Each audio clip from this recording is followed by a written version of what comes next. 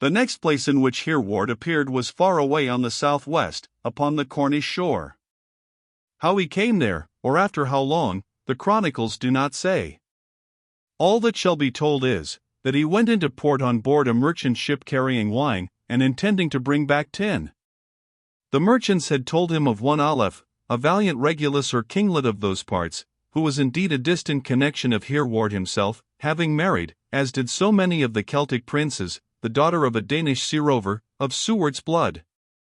They told him also that the kinglet increased his wealth, not only by the sale of tin and of red cattle, but by a certain amount of autumnal piracy in company with his Danish brothers-in-law from Dublin and Waterford, and Hereward, who believed, with most Englishmen of the East Country, that Cornwall still produced a fair crop of giants, some of them with 2 and even 3 heads, had hopes that Aleph might show him some adventure worthy of his sword. He sailed in, therefore, over a rolling bar, between jagged points of black rock, and up a tide river which wandered away inland, like a landlocked lake, between high green walls of oak and ash, till they saw at the head of the tide Aleph's town, nestling in a glen which sloped towards the southern sun. They discovered, besides, 2 ships drawn up upon the beach, whose long lines and snakeheads, beside the stoat carved on the beakhead of one and the adder on that of the other, bore witness to the piratical habits of their owner. The merchants, it seemed, were well known to the Cornishmen on shore, and Hereward went up with them unopposed, past the ugly dikes and muddy leats, where Aleph's slaves were streaming the gravel for tin, or through rich alluvial pastures spotted with red cattle, and up to Aleph's town. Earthworks and stockades surrounded a little church of ancient stone, and a cluster of granite cabins thatched with turf, in which the slaves abode, and in the center of all a vast stone barn, with low walls and high sloping roof, which contained Aleph's family, treasures, fighting tail, horses, cattle, and pigs. They entered at one end between the pigsties, passed on through the cow stalls, then through the stables, and saw before them, dim through the reek of thick peat smoke, a long oaken table, at which sat huge dark-haired Cornishmen, with here and there among them the yellow head of a Norseman, who were Aleph's following or fighting men. Boiled meat was there in plenty, barley cakes, and ale. At the head of the table, on a high-backed settle, was Aleph himself, a jolly giant, who was just setting to work to drink himself stupid with mead made from narcotic heather honey.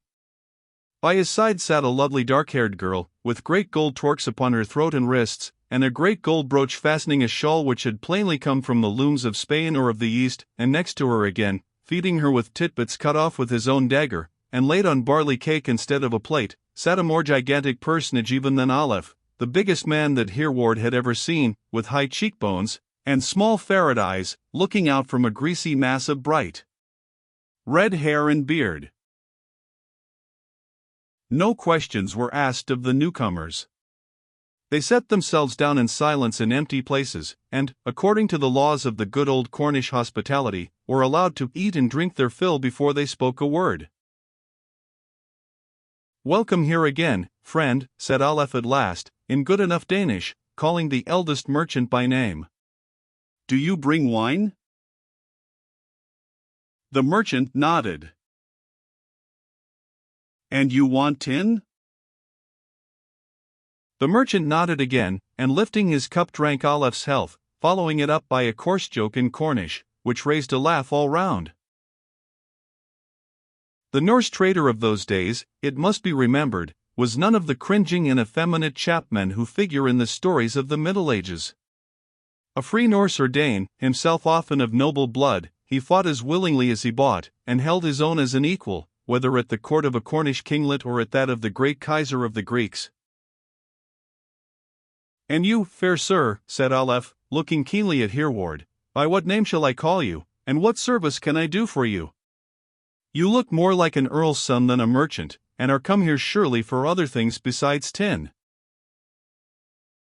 "Health to King Aleph," said Hereward, raising the cup.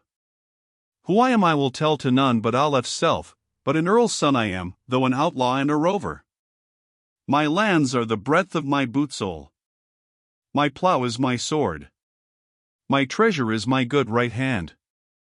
Nothing I have, and nothing I need, save to serve noble kings and earls, and win me a champion's fame. If you have battles to fight, tell me, that I may fight them for you. If you have none, thank God for his peace, and let me eat and drink, and go in peace." King Aleph needs neither man nor boy to fight his battle as long as Ironhook sits in his hall. It was the red-bearded giant who spoke in a broken tongue, part Scotch, part Cornish, part Danish, which Hereward could hardly understand, but that the ogre intended to insult him he understood well enough. Hereward had hoped to find giants in Cornwall, and behold he had found one at once, though rather, to judge from his looks, a Pictish than a Cornish giant, and, true to his reckless determination to defy and fight every man and beast who was willing to defy and fight him, he turned on his elbow and stared at Ironhook in scorn, meditating some speech which might provoke the hoped-for quarrel. As he did so his eye happily caught that of the fair princess. She was watching him with a strange look, admiring, warning, imploring, and when she saw that he noticed her, she laid her finger on her lip in token of silence, crossed herself devoutly, and then laid her finger on her lips again, as if beseeching him to be patient and silent in the name of him who answered not again. Hereward, as is well seen, wanted not for quick wit, or for chivalrous feeling. He had observed the rough devotion of the giant to the lady. He had observed, too, that she shrank from it, that she turned away with loathing when he offered her his own cup, while he answered by a dark and deadly scowl. Was there an adventure here? Was she in duress either from this Ironhook or from her father, or from both? Did she need Hereward's help? If so, she was so lovely that he could not refuse it. And on the chance, he swallowed down his high stomach, and answered blandly enough. One could see without eyes, noble sir, that you were worth any 10 common men, but as everyone has not like you the luck of so lovely a lady by your side, I thought that perchance you might hand over some of your lesser quarrels to one like me, who has not yet seen so much good fighting as yourself, and enjoy yourself in pleasant company at home, as I should surely do in your place. The princess shuddered and turned pale, then looked at Hereward and smiled her thanks. Ironhook laughed a savage laugh. Hereward's jest being translated into Cornish for the benefit of the company, was highly approved by all, and good humour being restored, every man got drunk save Hereward, who found the mead too sweet and sickening. After which those who could go to bed went to bed, not as in England. Footnote: Cornwall was not then considered part of England, among the rushes on the floor, but in the bunks or berths of wattle which stood 2 or 3 tiers high along the wall. The next morning as Hereward went out to wash his face and hands in the brook below, he being the only man in the house who did so, Martin Lightfoot followed him. "What is it, Martin? Hast thou had too much of that sweet mead last night that thou must come out to cool thy head too?" "I came out for 2 reasons. First, to see fair play, in case that Ironhook should come to wash his ugly visage, and find you on all fours over the brook, you understand? And next, to tell you what I heard last night among the maids." "And what did you hear?" "Fine adventures, if we can but compass them." "You saw that lady with the carrot-headed fellow? I saw that you saw." "Well, if you will believe me, that man has no more gentle blood than I have, has no more right to sit on the settle than I. He is a no-man's son, a Pict from Galloway, who came down with a pirate crew and has made himself the master of this drunken old prince, and the darling of all his housecarls, and now will needs be his son-in-law whether he will or not." "I thought as much," said Hereward, "but how didst thou find out this?" "I went out and sat with the knaves and the maids, and listened to their harp playing, and harp they can, these Cornish, like very elves, and then I, too, sang songs and told them stories, for I can talk their tongue somewhat, till they all blessed me for a right good fellow. And then I fell to praising up old Ironhook to the women." "Praising him up, man?" "Aye, just because I suspected him, for the women are so contrary, that if you speak evil of a man they will surely speak good of him, but if you will only speak good of him, then you will hear all the evil of him he ever has done, and more beside.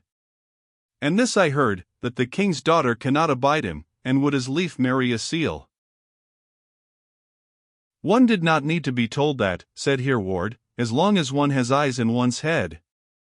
I will kill the fellow, and carry her off, ere 24 hours be past." Softly, softly, my young master. You need to be told something that your eyes would not tell you, and that is, that the poor lass is betrothed already to a son of old King Ranald the Osman of Waterford, son of old King Sigtryg, who ruled there when I was a boy. He is a kinsman of mine, then, said Hereward. All the more reason that I should kill this ruffian. If you can, said Martin Lightfoot. If I can, retorted Hereward, fiercely. Well, well, wilful heart must have its way, only take my counsel, speak to the poor young lady first, and see what she will tell you, lest you only make bad worse, and bring down her father and his men on her as well as you. Hereward agreed, and resolved to watch his opportunity of speaking to the princess. As they went in to the morning meal they met Aleph. He was in high good humor with Hereward, and all the more so when Hereward told him his name, and how he was the son of Leofric. I will warrant you are, he said, by the grey head you carry on green shoulders. No discreeter man, they say, in these isles than the old earl. You speak truth, sir, said Hereward, though he be no father of mine now, for of Leofric it is said in King Edward's court, that if a man ask counsel of him, it is as though he had asked it of the oracles of God. Then you are his true son, young man. I saw how you kept the peace with Ironhook, and I owe you thanks for it, for though he is my good friend, and will be my son-in-law ere long, yet a quarrel with him is more than I can abide just now, and I should not like to have seen my guest and my kinsman slain in my house. Hereward would have said that he thought there was no fear of that, but he prudently held his tongue, and having an end to gain, listened instead of talking. 20 years ago, of course, I could have thrashed him as easily as, but now I am getting old and shaky, and the man has been a great help in need. 6 kings of these parts has he killed for me, who drove off my cattle, and stopped my tin works, and plundered my monks' cells too, which is worse, while I was away sailing the seas, and he is a right good fellow at heart, though he be a little rough. So be friends with him as long as you stay here, and if I can do you a service I will. They went in to their morning meal, at which Hereward resolved to keep the peace which he longed to break, and therefore, as was to be expected, broke. For during the meal the fair lady, with no worse intention, perhaps, than that of teasing her tyrant, fell to open praises of Hereward's fair face and golden hair, and being insulted therefore by the Ironhook, retaliated by observations about his personal appearance, which were more common in the 11th century than they happily are now. He, to comfort himself, drank deep of the French wine which had just been brought and broached, and then went out into the courtyard, where, in the midst of his admiring fellow ruffians, he enacted a scene as ludicrous as it was pitiable. All the childish vanity of the savage boiled over. He strutted, he shouted, he tossed about his huge limbs, he called for a harper, and challenged all around to dance, sing, leap, fight, do anything against him. Meeting with nothing but admiring silence, he danced himself out of breath, and then began boasting once more of his fights, his cruelties, his butcheries, his impossible escapes and victories, till at last, as luck would have it, he espied Hereward, and poured out a stream of abuse against Englishmen and English courage. Englishmen, he said, were not. Had he not slain 3 of them himself with one blow? Of your mouth, I suppose, quoth Hereward, who saw that the quarrel must come, and was glad to have it done and over. Of my mouth, roared Ironhook, of my sword, man. Of your mouth, said Hereward. Of your brain were they begotten, of the breath of your mouth they were born, and by the breath of your mouth you can slay them again as often as you choose. The joke, as it has been handed down to us by the old chroniclers, seems clumsy enough, but it sent the princess, say they, into shrieks of laughter. Were it not that my lord Aleph was here, shouted Ironhook, I would kill you out of hand. Promise to fight fair, and do your worst. The more fairly you fight, the more honor you will win, said Hereward. Whereupon the two were parted for the while. 2 hours afterwards, Hereward, completely armed with helmet and mail shirt, sword and javelin, hurried across the great courtyard, with Martin Lightfoot at his heels, towards the little church upon the knoll above. The two wild men entered into the cool darkness, and saw before them, by the light of a tiny lamp, the crucifix over the altar, and beneath it that which was then believed to be the body of him who made heaven and earth.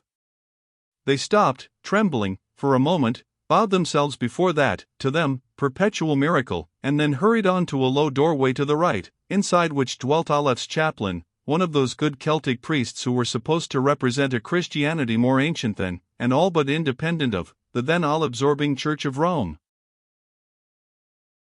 The cell was such a one as a convict would now disdain to inhabit.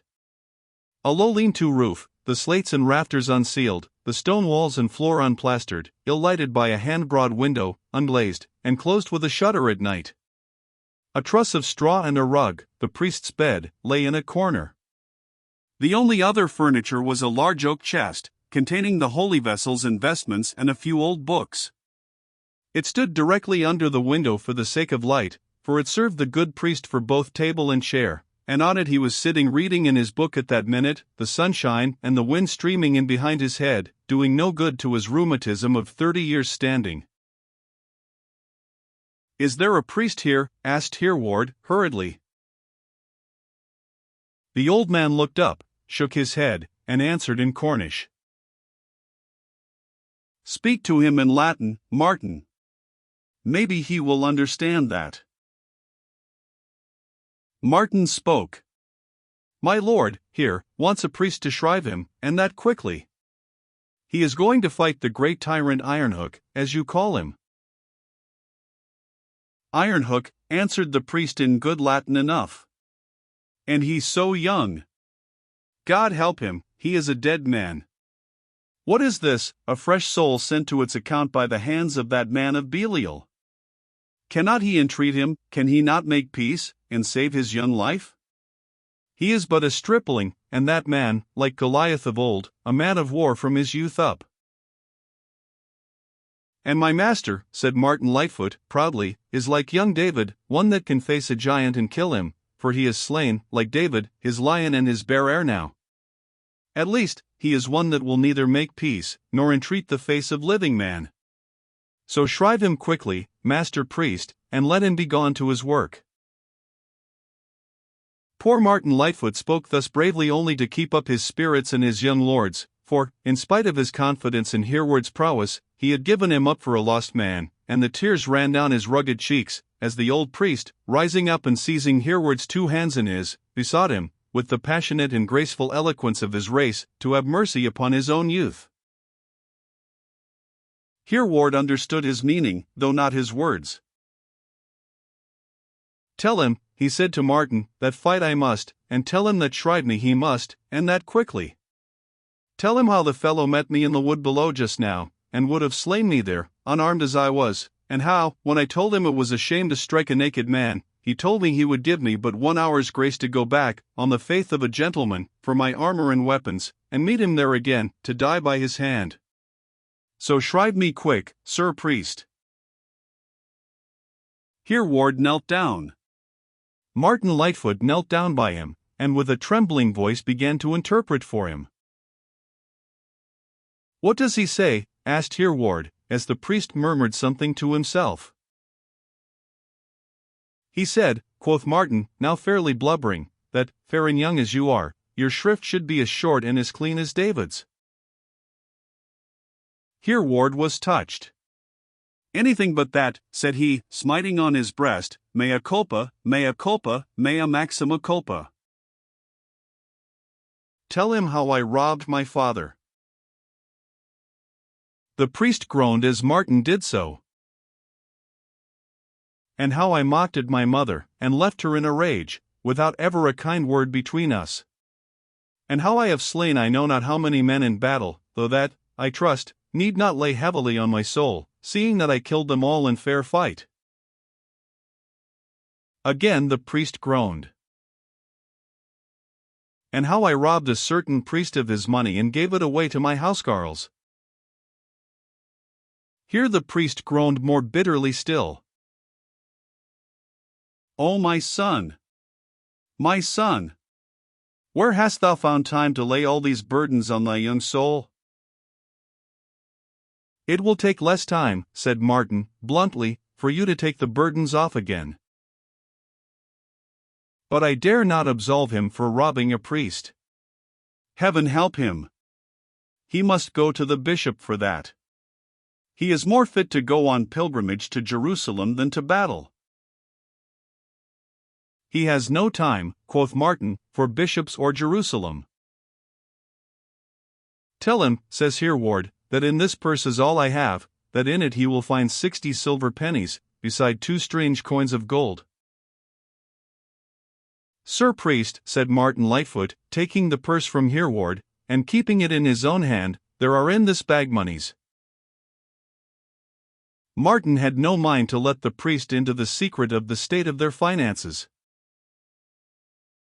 And tell him, continued Hereward, that if I fall in this battle I give him all that money, that he may part it among the poor for the good of my soul. Pish, said Martin to his lord, that is paying him for having you killed. You should pay him for keeping you alive. And without waiting for the answer, he spoke in Latin. And if he comes back safe from this battle, he will give you 10 pennies for yourself and your church, priest, and therefore expects you to pray your very loudest while he is gone. I will pray, said the holy man, I will wrestle in prayer. Ah, that he could slay the wicked, and reward the proud according to his deservings. Ah, that he could rid me and my master, and my young lady, of this son of Belial, this devourer of widows and orphans, this slayer of the poor and needy, who fills this place with innocent blood, him of whom it is written, they stretch forth their mouth unto the heaven, and their tongue goeth through the world. Therefore fall the people unto them, and thereout suck they no small advantage. I will shrive him of all save robbing the priest, and for that he must go to the bishop, if he live, and if not, the Lord have mercy on his soul. And so, weeping and trembling, the good old man pronounced the words of absolution. Hereward rose, thanked him, and then hurried out in silence. You will pray your very loudest, priest, said Martin, as he followed his young lord. I will, quoth he, and kneeling down began to chant that noble 73rd Psalm, Quam bonus Israel, which he had just so fitly quoted. Thou gavest him the bag, Martin, said Hereward, as they hurried on. You are not dead yet. No pay, no play, is as good a rule for priest as for layman. Now then, Martin Lightfoot, goodbye. Come not with me. It must never be said, even slanderously, that I brought 2 into the field against 1, and if I die, Martin. You won't die, said Lightfoot, shutting his teeth. If I die, go back to my people somehow, and tell them that I died like a true earl's son. Hereward held out his hand. Martin fell on his knees and kissed it, watched him with set teeth till he disappeared in the wood, and then started forward and entered the bushes at a different spot. I must be nigh at hand to see fair play, he muttered to himself, in case any of his ruffians be hanging about. Fair play I'll see, and fair play I'll give, too, for the sake of my lord's honor, though I be bitterly loath to do it. So many times as I have been a villain when it was of no use, why mayn't I be one now, when it would serve the purpose indeed? Why did we ever come into this accursed place? But one thing I will do, said he, as he ensconced himself under a thick holly, whence he could see the meeting of the combatants upon an open lawn some 20 yards away. If that big bullcalf kills my master, and I do not jump on his back and pick his brains out with this trusty steel of mine, may my right arm. And Martin Lightfoot swore a fearful oath, which need not here be written. The priest had just finished his chant of the 73rd Psalm, and had bade again himself in his spiritual warfare, as it was then called, to the equally apposite 52nd, Quid Gloriaris? Why boastest thou thyself, thou tyrant, that thou canst do mischief, whereas the goodness of God endureth yet daily? Father! Father, cried a soft voice in the doorway, where are you? And in hurried the princess. "Hide this," she said, breathless, drawing from beneath her mantle a huge sword. "Hide it, where no one dare touch it, under the altar behind the holy rood, no place too secret." "What is it?" asked the priest, springing up from his knees. "His sword, the ogre's, his magic sword, which kills whomsoever it strikes.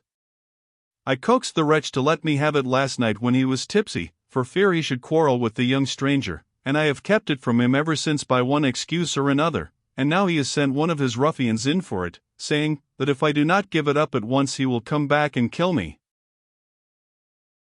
"He dare not do that," said the priest. "What is there that he dare not?" said she. "Hide it at once. I know that he wants it to fight with this Hereward." "If he wants it for that," said the priest, "it is too late, for half an hour is past since Hereward went to meet him." "And you let him go? You did not persuade him, stop him? You let him go hence to his death?" In vain the good man expostulated and explained that it was no fault of his. "You must come with me this instant to my father, to them, they must be parted. They shall be parted. If you dare not, I dare. I will throw myself between them, and he that strikes the other shall strike me." And she hurried the priest out of the house, down the knoll, and across the yard. There they found others on the same errand. The news that a battle was toward had soon spread, and the men at arms were hurrying down to the fight, kept back, however, by Aleph, who strode along at their head. Aleph was sorely perplexed in mind. He had taken, as all honest men did, a great liking to Hereward. Moreover, he was his kinsman and his guest. Save him he would if he could, but how to save him without mortally offending his tyrant Ironhook he could not see. At least he would exert what little power he had, and prevent, if possible, his men-at-arms from helping their darling leader against the hapless lad. Aleph's perplexity was much increased when his daughter bounded towards him, seizing him by the arm, and hurried him on, showing by look and word which of the combatants she favored, so plainly that the ruffians behind broke into scornful murmurs. They burst through the bushes. Martin Lightfoot, happily, heard them coming, and had just time to slip away noiselessly, like a rabbit, to the other part of the cover. The combat seemed at the first glance to be one between a grown man and a child, so unequal was the size of the combatants. But the second look showed that the advantage was by no means with Ironhook. Stumbling to and fro with the broken shaft of a javelin sticking in his thigh, he vainly tried to seize and crush Hereward in his enormous arms. Hereward, bleeding, but still active and upright, broke away, and sprang round him, watching for an opportunity to strike a deadly blow. The housecarls rushed forward with yells. Aleph shouted to the combatants to desist, but ere the party could reach them, Hereward's opportunity had come. Ironhook, after a fruitless lunge, stumbled forward. Hereward leapt aside, and spying an unguarded spot below the corselet, drove his sword deep into the giant's body, and rolled him over upon the sward. Then arose shouts of fury. "Foul play," cried one. And others, taking up the cry, called out, "Sorcery, and treason." Hereward stood over Ironhook as he lay writhing and foaming on the ground. "Killed by a boy at last," groaned he. "If I had but had my own sword, my brain-biter which stole from me but last night." And amid foul curses and bitter tears of shame his mortal spirit fled to its doom. The housecarls rushed in on Hereward, who had enough to do to keep them at arm's length by long sweeps of his sword. Aleph entreated, threatened, promised a fair trial if the men would give fair play, when, to complete the confusion, the princess threw herself upon the corpse, shrieking and tearing her hair, and to Hereward's surprise and disgust, bewailed the prowess and the virtues of the dead, calling upon all present to avenge his murder. Hereward vowed inwardly that he would never again trust woman's fancy or fight in woman's quarrel. He was now nigh at his wits' end, The housecarls had closed round him in a ring with the intention of seizing him, and however well he might defend his front, he might be crippled at any moment from behind. But in the very nick of time Martin Lightfoot burst through the crowd, set himself heel to heel with his master, and broke out, not with threats, but with a good-humored laugh. "Here is a pretty coil about a red-headed brute of a Pict. Danes, Ostmen," he cried, "are you not ashamed to call such a fellow your lord, when you have such a true earl's son as this to lead you if you will?" The Ostmen in the company looked at each other. Martin Lightfoot saw that his appeal to the antipathies of race had told, and followed it up by a string of witticisms upon the Pictish nation in general, of which the only two fit for modern ears to be set down were the two old stories, that the Picts had feet so large that they used to lie upon their backs and hold up their legs to shelter them from the sun, and that when killed, they could not fall down, but died as they were, all standing. "So that the only foul play I can see is, that my master shoved the fellow over after he had stabbed him, instead of leaving him to stand upright there, like one of your Cornish dolmens, till his flesh should fall off his bones." Hereward saw the effect of Martin's words, and burst out in Danish likewise. "Look at me," he said, "I am Hereward the outlaw, I am the champion, I am the berserker, I am the Viking, I am the land thief, the sea thief, the ravager of the world, the bear slayer, the ogre killer, the raven fattener, the darling of the wolf, the curse of the widow. Touch me, and I will give you to the raven and to the wolf, as I have this ogre. Be my men, and follow me over the Swan's Road, over the Whale's Bath, over the Long Snake's Leap, to the land where the sea meets the sun, and golden apples hang on every tree, and we will freight our ships with Moorish maidens, and the gold of Cadiz and Algiers. Hark to the Viking! Hark to the right earl's son," shouted some of the Danes, whose blood had been stirred many a time before by such wild words, and on whom Hereward's youth and beauty had their due effect. And now, the counsels of the ruffians being divided, the old priest gained courage to step in. Let them deliver Hereward and his serving man into his custody. He would bring them forth on the morrow, and there should be full investigation and fair trial. And so Hereward and Martin, who both refused stoutly to give up their arms, were marched back into the town, locked in the little church, and left to their meditations. Hereward sat down on the pavement and cursed the princess. Martin Lightfoot took off his master's corslet, and, as well as the darkness would allow, bound up his wounds, which happily were not severe.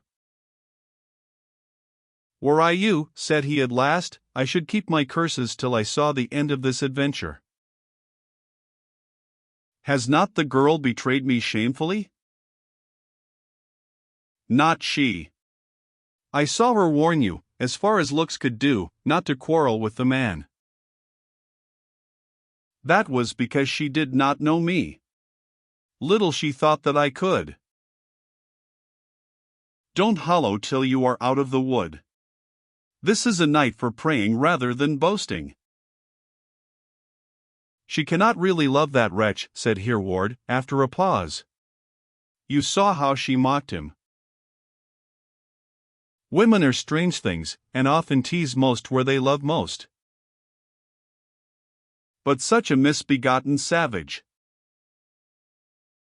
Women are strange things, say I, and with some a big fellow is a pretty fellow, be he uglier than 7 iron hooks.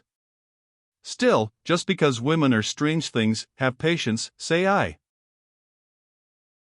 The lock creaked, and the old priest came in.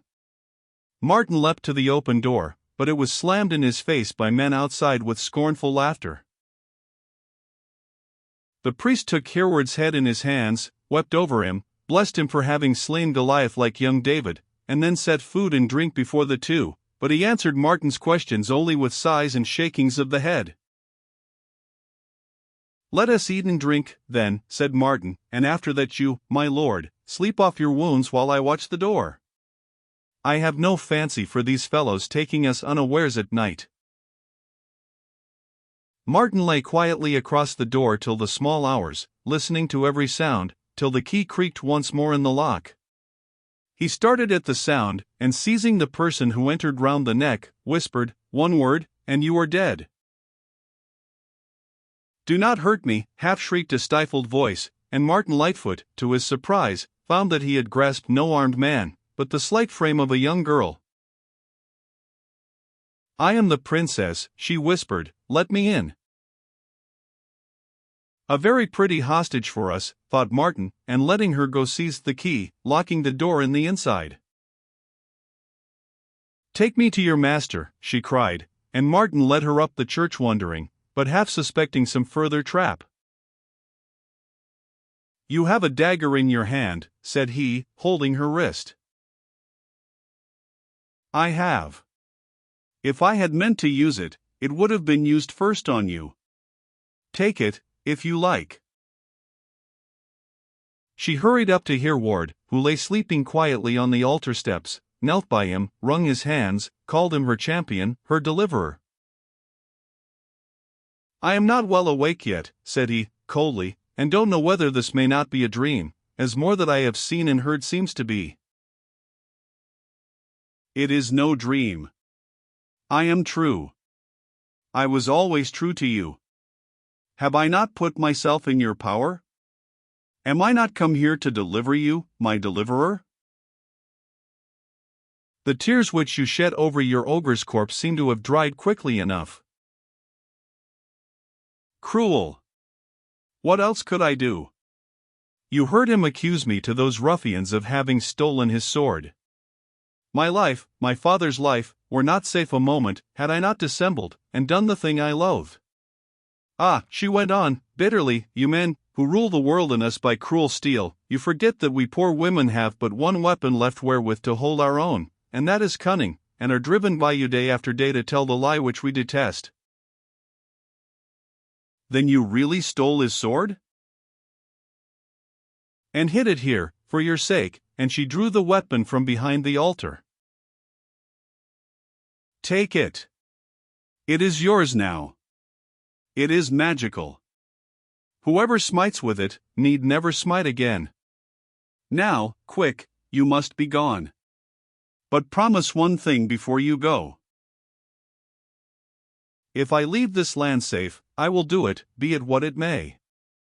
"Why not come with me, lady, and see it done?" She laughed. "Vain boy, do you think that I love you well enough for that?"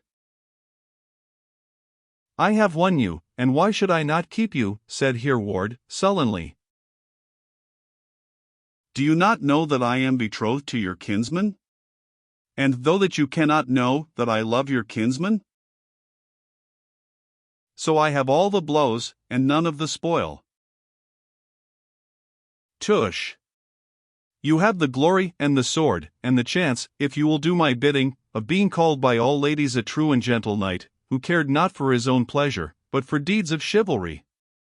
Go to my betrothed, to Waterford over the sea. Take him this ring, and tell him by that token to come and claim me soon, lest he run the danger of losing me a second time, and lose me then forever, for I am in hard case here, and were it not for my father's sake, perhaps I might be weak enough, in spite of what men might say, to flee with you to your kinsman across the sea."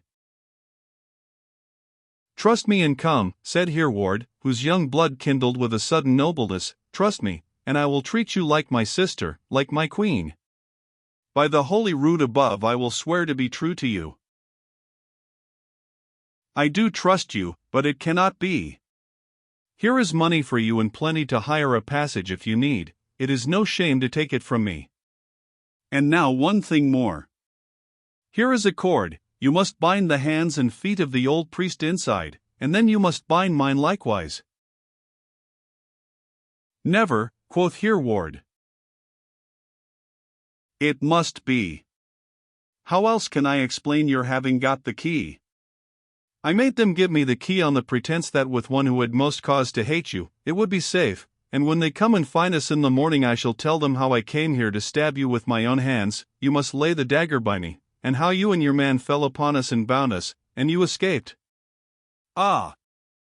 Mary Mother," continued the maiden with a sigh, "when shall we poor weak women have no more need of lying?" She lay down, and Hereward, in spite of himself, gently bound her hands and feet, kissing them as he bound them. "I shall do well here upon the altar steps," said she. How can I spend my time better till the morning light than to lie here and pray?"